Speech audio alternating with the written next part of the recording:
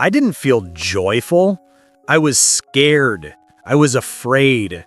And it wasn't anxiety. They were like panic attacks. Those aren't the words you expect from Goldie Hawn, the woman whose infectious, high-pitched giggle defined an entire generation of comedy. For decades, the world fell in love with her laugh, believing she was the walking embodiment of joy. But that laugh was a shield. The source of her fear wasn't just the pressure of fame.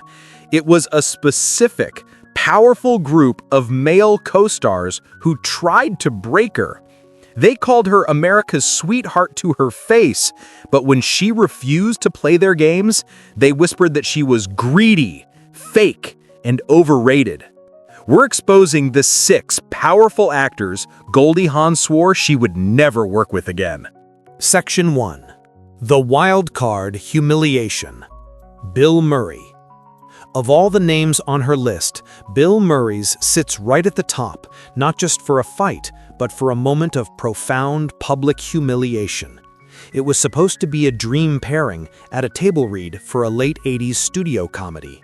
But the dream soured the moment Murray arrived, late, disheveled, and rude. As they read their lines, Murray suddenly interrupted Goldie with a smirk and said, "Why don't you try acting like you've done drama before?" The humiliation was immediate, but the real sting came a second later. The other men in the room burst out laughing. Goldie didn't.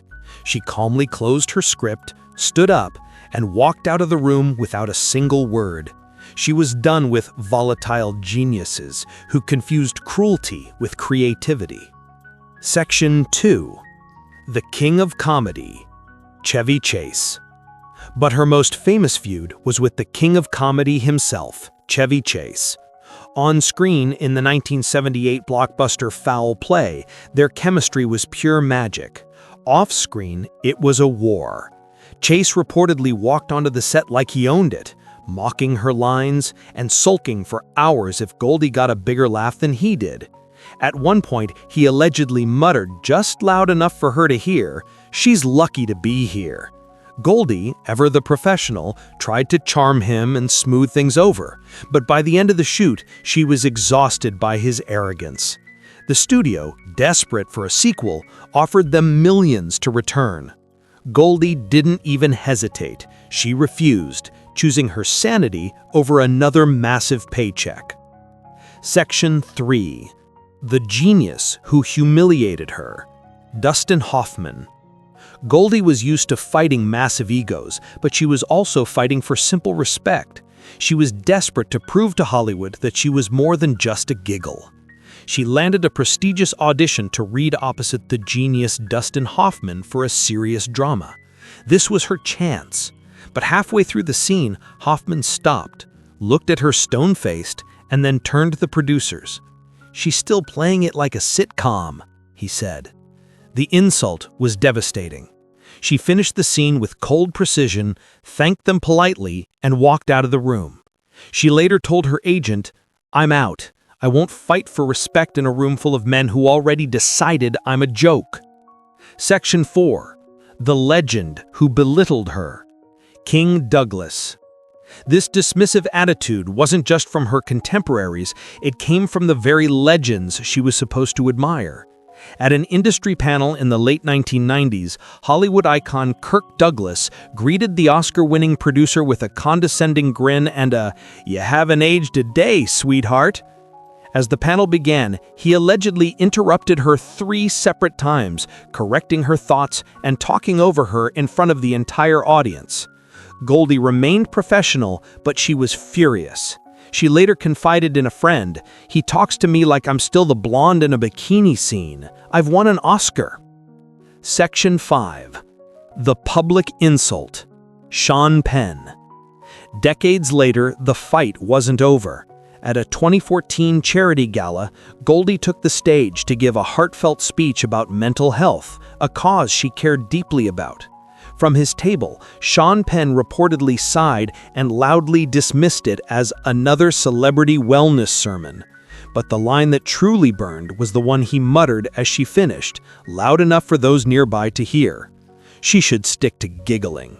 She didn't flinch, but she left the event early. Her response years later when asked about him was cold, final, and only 3 words: "Not my energy." Section 6. The Power Player's Revenge. Warren Beatty. But of all the men on her list, one stands apart. This wasn't just an insult, it was attempted career sabotage. In the 1970s, Warren Beatty was Hollywood's biggest power player, and he decided Goldie would be his next conquest. She politely but firmly turned down his advances. Suddenly, the charm was gone. Almost overnight, doors that had been wide open slammed shut. Scripts she had been promised vanished. Directors who loved her went silent. A producer finally warned her privately, "Warren says you're difficult." It was a quiet, merciless smear campaign, all because she had told him no. In the end, this blacklist wasn't just a list of grudges, it was a battle map. Each of these men tried to reduce her, to put her in a box: the giggle, the sweetheart, the sitcom actress, or just difficult. They tried to control her, to belittle her, and to sabotage her career. So Goldie Hawn made a brilliant move. She stopped asking for their permission. She stopped trying to join their club and built her own. She became a powerhouse producer, founding her own company and green-lighting her own projects, turning Private Benjamin into a blockbuster that she controlled. They tried to end her career. She responded by building an empire they couldn't touch.